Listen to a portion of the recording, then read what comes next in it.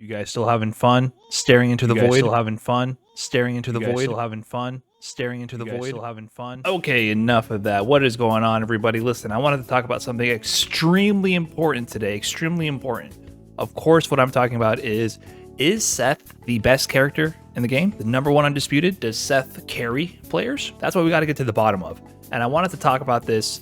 Of course, it was inspired by one Robert Television. He happened to make a post today, and the thing I love about Rob is he's really a man of the people, and he's looking out for the best interests of the players of the FGC. So he was offering some sage advice and wisdom to his fellow Street Fighter competitors. So let's take a look at what he had to say here. How to beat Seth in Street Fighter V. Been labbing this in private for weeks. Hopefully it helps those who are frustrated with this character. What's going on, people? It is your boy Hollywood, RobTV, and today we're going to be getting into how to overcome the bane of all Street Fighter V players' existence, the bane of your existence, Seth. So this is a character I had a whole lot of trouble with, and over the past few weeks. Actually, before we get into the details, I did want to ask one question: are you fucking dumb? Did you really click on this video and think that I could help you beat this busted ass abomination of a character? You must be just as off your fucking rocker as whoever the fuck designed this character and thought it would be a good idea to insert them into the Street Fighter V roster. But Rob, I just got a lab. Actually enjoy ourselves fighting against this broken ass, easy ass shit. Well, you don't have to like it. You just got to win. That even being a strong tournament player, that you still are gonna have trouble with a fucking diamond rank 7. Diamond? You do realize that with all the chips on the line, all the chips on the table, Oil King went Master maybe? Diamond? They needed to get that one win. They had a chance. They were very close. Oil King had his Rashid available to him. He's won majors with Rashid. Rashid is fucking broken and requires no effort whatsoever. That's kind of insulting to Oil King. You want a tutorial how to win Rashid? I think that's a little dismissive, Pick this Rob. bitch up and click X on Rashid on the character select screen, and you're probably gonna get a few top 8s at a fucking premiere event. That's what's gonna happen with that fucking character. And still, with everything on the line, Oil King goes and he makes a better decision. He picks a character that he only played for a few fucking months. He picks Seth. At Street Fighter League, day in and day out, week in and week out, every single fucking episode, I had to see Seth versus Seth, Seth versus Seth, Seth versus Seth. And you really click this video thinking that you can... Get the fuck off my video. Get the fuck off my video.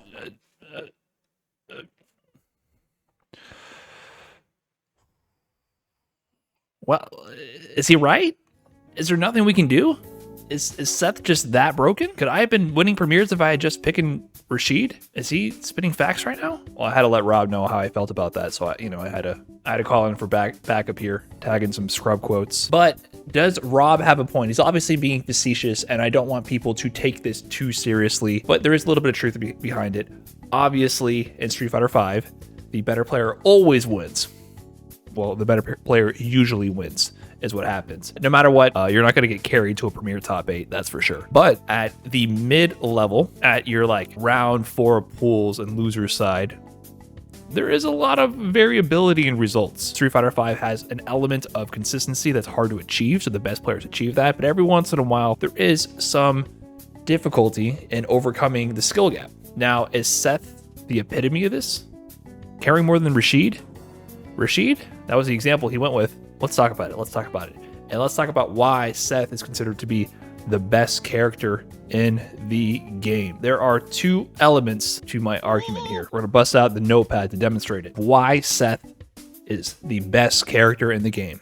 Maybe. Seth is the best version of every fundamental Street Fighter aspect, or at least has a representation of a fundamental Street Fighter tactic. Seth has it all. Seth has everything you can ask for. Here, let's go into a few examples. You guys got to see it to believe it, I know. This section of my argument, I broke down things that I consider to be fundamental aspects of Street Fighter V gameplay. I think a lot of these elements are what you find in top tier characters that are very consistent and not as volatile. These are the things that make those characters top tier. On their own, having 1 or 2 of these things can make you a decently strong character, but Seth features all of these. Seth has extremely strong tick throws. You press a button, they press it their fastest 3 frame, and then you can still throw them.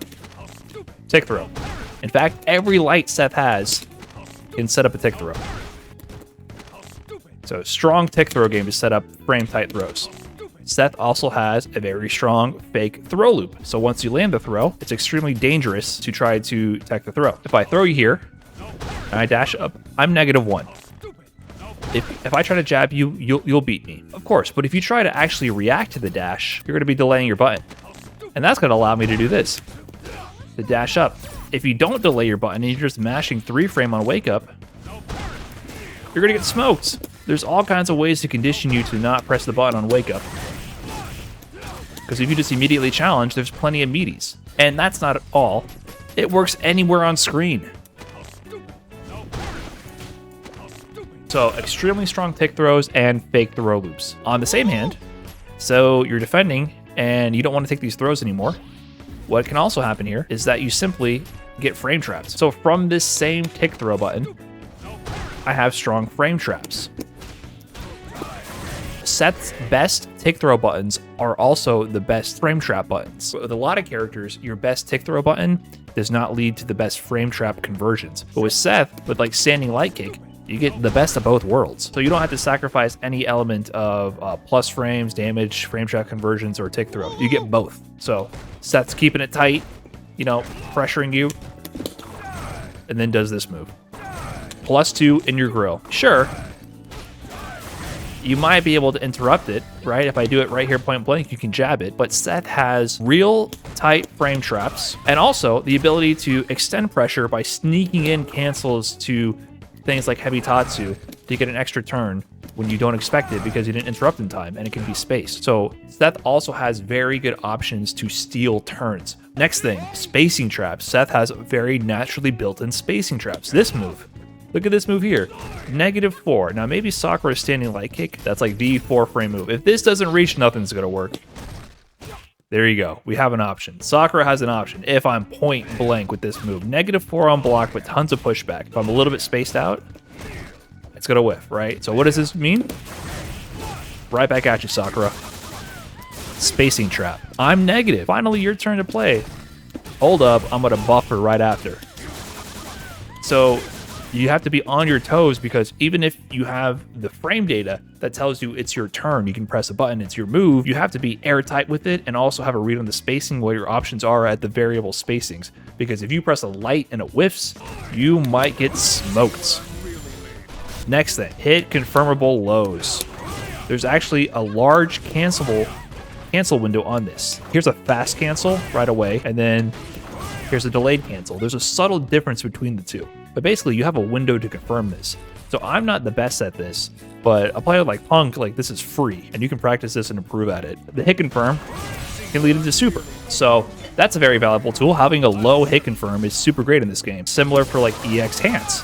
Low confirm with meter, if you're better than me, which can lead into corner carry. You just got to work on it. It's definitely possible, and high-level players will take advantage of that. But here's the other side of that. On top of having very strong low confirms, the low confirm is relatively safe if done on block. It's not like Cammy. If you do low forward to drill and they block it, you're going to die. This move is -8 on block, but it's hardly punishable by most of the cast. So even if you fuck up the hit confirm, chances are you're not going to die, and it naturally frame traps. Same thing for the EX hands. That's a safe -2 move. So good hit confirms, and then the hit confirms themselves are usually safe. There are scenarios where they're not safe, so it's not perfect, but it's still very strong. Next thing, fundamental aspect of Seth that is just really good, anti-airs. Seth has a very strong DP. It's not the best DP in the game, but the MDP is very invincible to anti-airs. Can sort of cross-cut. Its weakness is cross-ups a little bit. There's some angles where it's difficult to cross-cut, but you can even do DP into super. That works. What? I've actually never seen that. That usually works. I've never seen what just happened. Heavy kick. This move is ridiculous. Remember what I said about cross-ups being an issue? No longer an issue because you just do heavy kick. Behind your head, above your head, whatever. You just press this move. It's a little bit slower, but it's deceptively fast. So it works in a lot of situations. But you get fat combos from it. Don't even get me started on a V trigger with that combined. Even more options. Air-to-airs with M. Medium punch in the air canceled into Tatsu. So at this angle, heavy kick might lose. DPs might whiff. right? But you can still just do jump back, air to air. And once again, don't get me started on V trigger. What's next? Fast dash. The back dash isn't the best in the world, but look how far the forward dash goes. 1, 2, 3. 3 dashes, you cover the entire screen. So it's a 16 frame dash. Not 15 frames. 15 frames is like the best class, but 1 frame slower. But it goes mad far. Super good. There you go, self-explanatory. You can dash in quickly to set up the throw. This leads you into all those powerful throw situations we talked about earlier. There's also a very strong V-Trigger 1. V-Trigger 1 makes any hit from Seth much more damaging. It doesn't give too many more options in neutral, besides like maybe this extension gives plus frames, so free way to get in plus frames. Can't throw, but you can threaten with low, and you can potentially dash up and just threaten them with any of your many options we discussed. But also, all those powerful things we talked about, it just makes everything so much better because every hit will do so much more damage. So Seth has so many just natural ways to open you up and play the neutral game. And all this adds up to a V-trigger, which enhances the reward on any interaction. We talked about the anti-air game, right? Imagine Seth hits you with one of these. Oh, cool. Okay, that was a lot of damage for trying to avoid the fake throw. Let me just stand here and continuously take this fake throw loop. All right, I've had enough of this fake throw loop. Let me wake up with the jab. Here we go. Ouch, that kind of hurt. It all adds together. The V-Trigger 1 enhances all of the ways that Seth can already open you up and makes the risk reward so much more scary for the person defending it against Seth. Makes you want to take the throws more, and the post-throw game is already so powerful. V-Trigger 2, on the other hand, I don't know how to use this. This shit is weird, let me tell you what. But what V-Trigger 2 does that V-Trigger 1 doesn't is it gives new ways to open up the opponent. So basically, V-Trigger 2 actually allows you to create new opportunities. I literally don't even know how to use it. This is some big brain shit. V-Trigger 2 allows you to force mix-up and create new mix-up opportunities that you can't otherwise get, and also get checkmate scenarios where you can force the opponent to V-reversal, or if they have no V-meter, you can set up really good chip scenarios. So basically, 2 strong V-triggers. V-trigger is definitely a fundamental aspect of Street Fighter V. You want a strong V-trigger, and you got options with Seth. Let me quickly switch back to V-Trigger 1 and never touch that ever again. Great. Super. Seth's super is incredibly powerful. It is one of the most invincible supers in the game. Let me show you something I found out. Rashid is known as being the king of super chip outs. Rashid can activate super whenever they want, even if you do your super extra late and try to stop him from chipping you out, it don't matter. And so they're in chip range, they sit there and take that and they die.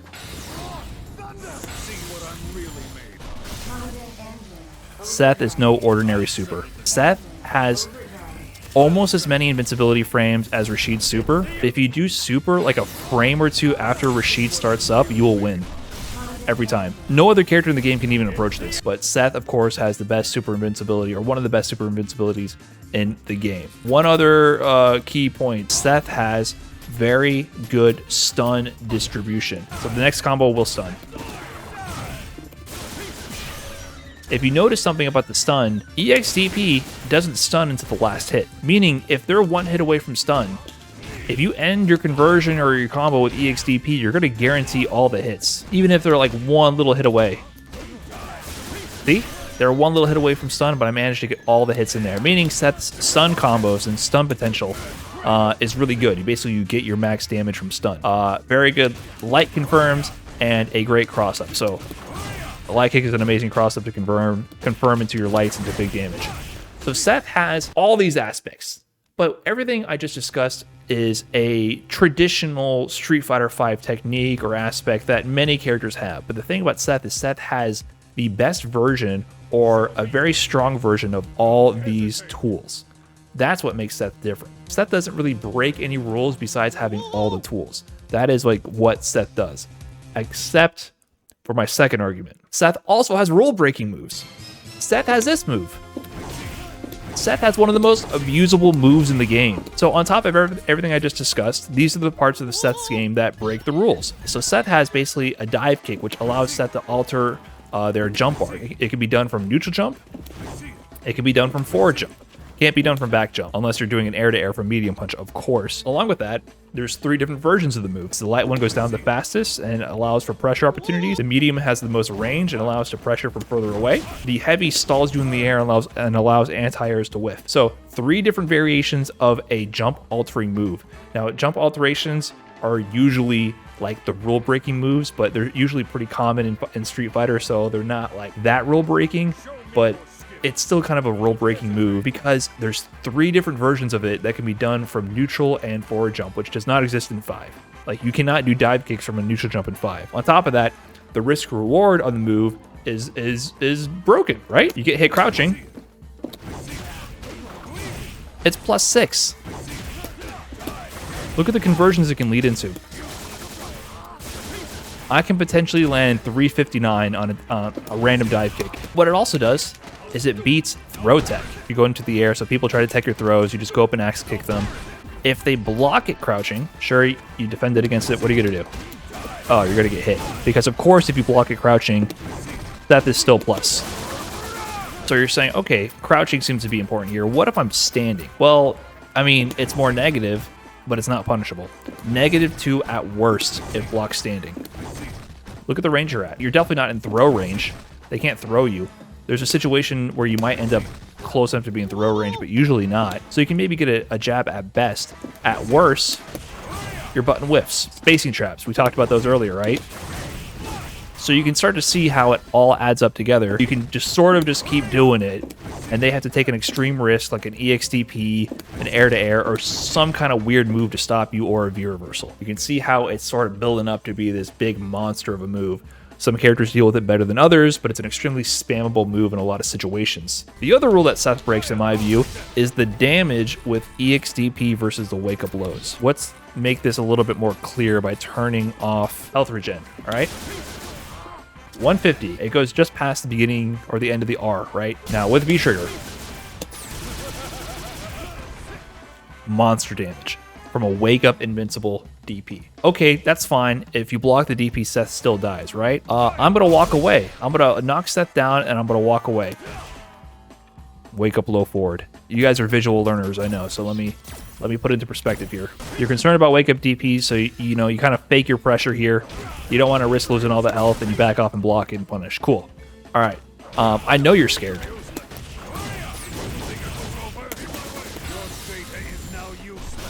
I know you're scared, and you should be scared of my wake up low forward. 454 damage on that. The risk reward on pressuring Seth when Seth is in V-trigger is so skewed. It is an extremely skewed dynamic here where you're scared to pressure them because both options are just so damaging. I think this is another rule-breaking aspect of Seth with V-Trigger 1. The risk-reward on pressuring Seth to knockdown is just messed up. It is messed up. That's about it. Like, these are like the 2 of the most rule-breaking aspects of Seth. So what is this all leading up to? So obviously Seth is extremely strong, right?